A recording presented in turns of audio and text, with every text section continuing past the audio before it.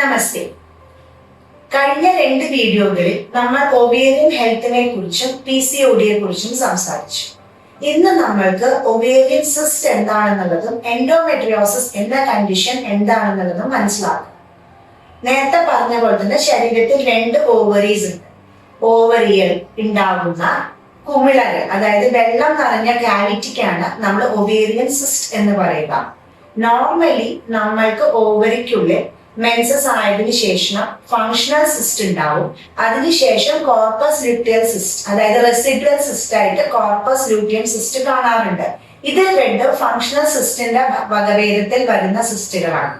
പക്ഷേ non functional cyst ആയിട്ടുള്ള dermoid cyst, അങ്ങനെയുള്ള വകഭേദങ്ങൾ പ്യോർലി പാത്തോളജിക്കലും പെട്ടെന്ന് ഇമ്മീഡിയറ്റ് ട്രീറ്റ്മെന്റ് വേണ്ടതുമായ കണ്ടീഷൻസ് ആണ്.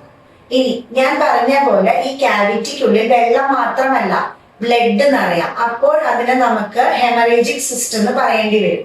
അപ്പോൾ ഇങ്ങനത്തെ കാര്യങ്ങൾ, ഒവേറിയൻ സിസ്റ്റ് നമ്മൾക്ക് അസുഖമാവുന്നത് എപ്പോഴാണെന്ന് വെച്ച് കഴിഞ്ഞാൽ അതിന്റെ വലുപ്പം കൂടി കഴിയുമ്പോഴാണ്. അത് ഉണ്ടാക്കുന്ന ബുദ്ധിമുട്ടുകൾ എന്ന് പറഞ്ഞാൽ വല്ലാത്ത, സഹിക്കാൻ പറ്റാത്ത വേദനയായിരിക്കും. ആ വേദന കാലിലേക്കും നമ്മുടെ അടിവയറിലേക്കും റേഡിയേറ്റ് ചെയ്യാം. നമ്മൾക്ക് ഇതേപോലെ തന്നെ മെൻസസ് ആകുമ്പോൾ സഹിക്കാൻ പറ്റാത്ത ബുദ്ധിമുട്ടുകൾ സംഭവിക്കാം. ഹോർമോണൽ ചേഞ്ചസ് ശരീരത്തിൽ ഉണ്ടാവാം. മെൻസസ് സ്കിപ്പ് ചെയ്യാം. അപ്പൊ ഇതെല്ലാം ഒവേറിയൻ സിസ്റ്റത്തിന്റെ ഭാഗമായിട്ട് തുടക്കത്തിലെ കണ്ടു കഴിഞ്ഞാൽ നല്ല രീതിയിൽ സർജറി ഇല്ലാതെ ട്രീറ്റ് ചെയ്യാൻ സാധിക്കുന്നതാണ്. ഇനി ഒരു റിസ്ക് ഒവേറിയൻ സിസ്റ്റിന് വരിക എന്ന് പറഞ്ഞാൽ ടോർഷൻ എന്ന കണ്ടീഷനാണ്. അതായത് ovarian cyst surgical, immediate surgery വേണ്ട ഒരു കണ്ടീഷൻ ടോർഷൻ സിസ്റ്റ് ആണ്. ഇനി അടുത്തത് എന്താണ് എൻഡോമെട്രിയോസിസ്? ഇന്ന് വളരെ സാധാരണയായി നമ്മൾ കേൾക്കുന്ന ഒരു അസുഖമാണ് എൻഡോമെട്രിയോസിസ്. എൻഡോമെട്രിയം എന്ന് പറഞ്ഞാൽ എന്താണ്? നമ്മുടെ യൂട്രസിന്റെ ഉള്ളിലെ ലൈനിങ് ആണ്.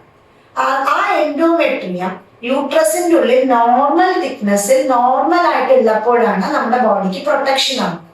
പക്ഷെ ഇത് അസുഖം എന്ന് വരുന്ന കഴിയുമ്പോൾ പ്രോലിഫറേഷൻ ഓഫ് എൻഡോമെട്രിയം, അതായത് യൂട്രസിന്റെ ഉള്ളിലോ യൂട്രസിന്റെ ചുറ്റുമോ വേറെ ഓർഗൻസിലോ സിസേറിയൻ സ്കാറിലോ ഒക്കെ ഈ എൻഡോമെട്രിയൽ ടിഷ്യൂ വരും. അതായത് ഈ എൻഡോമെട്രിയം അവിടെയൊക്കെ ലൈനിങ് ആയിട്ട് വന്നു കഴിഞ്ഞ് കഴിയുമ്പോൾ ഓരോ മെൻസസിനും ഈ ഭാഗത്തും നമ്മൾക്ക് ബ്ലീഡിങ് സംഭവിക്കാം. സിവിയർ ആയിട്ടുള്ള പെയിൻ ആയിരിക്കും. ഇതിന് കുറച്ചും കൂടെ സീരിയസ് ആയിട്ടുള്ള കണ്ടീഷൻ പറഞ്ഞാൽ അഡ്ഹെഷൻസ് സംഭവിക്കും, അതായത് ഒട്ടിപ്പിടുത്തങ്ങൾ സംഭവിക്കും. പെൽവിക് ക്യാവിറ്റിയിൽ ഒട്ടിപ്പിടുത്തങ്ങൾ സംഭവിക്കാം. പെൽവിക് ഇൻഫ്ലമേറ്ററി ഡിസീസുകൾ വരാം. അപ്പൊ എൻഡോമെട്രിയോസിസ് എന്ന് പറയുന്ന ഒരു കണ്ടീഷൻ ഏർലി ഡയഗ്നോസ് ചെയ്യാനായിട്ട് നമ്മൾക്ക് ഹെൽപ്പ് ചെയ്യാം. കുട്ടിക്ക് വല്ലാത്ത സഹിക്കാൻ പറ്റാത്ത വയറുവേദന, അതായത് നോർമൽ വയറുവേദനയല്ല, മെൻസസിന് പൊതുവെ ഒരു വയറുവേദനയുണ്ട്, ഇത് അങ്ങനെയല്ല, സഹിക്കാൻ പറ്റാത്ത സിവിയർ ആയിട്ടുള്ള വയറുവേദന.